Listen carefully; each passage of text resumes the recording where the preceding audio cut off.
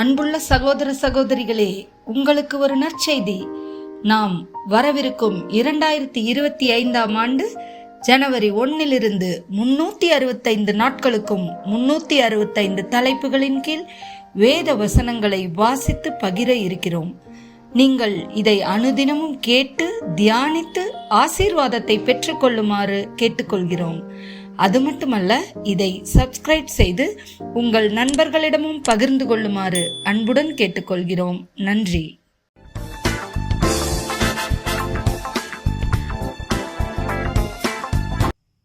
இன்று நாள் 245. தலைப்பு மனச்சுமையால் அழுத்தப்படுதல். சங்கீதம் 142:3.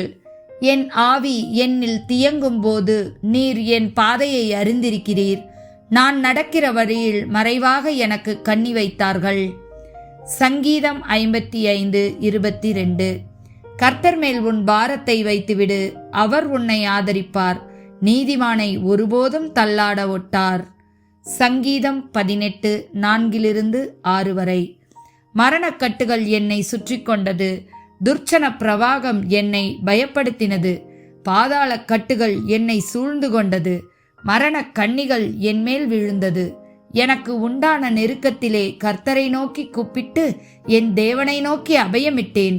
தமது ஆலயத்திலிருந்து என் சத்தத்தை கேட்டார். என் கூப்பிடுதல் அவர் சந்நிதியில் போய் அவர் செவிகளில் ஏறிற்று. 2 கொரிந்தியர் 1:8-9. ஆகையால் சகோதரரே, ஆசியாவில் எங்களுக்கு நேரிட்ட உபத்திரவத்தை நீங்கள் அறியாதிருக்க எங்களுக்கு மனதில்லை.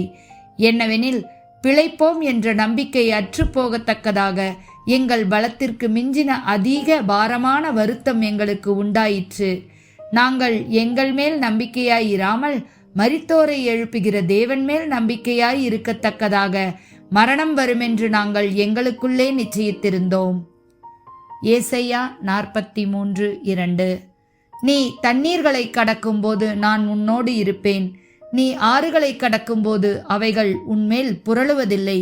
நீ அக்கினியில் நடக்கும்போது வேகாதிருப்பாய். அக்கினி ஜுவாலை உன் பேரில் பற்றாது. மத்தேயு 11:28-29.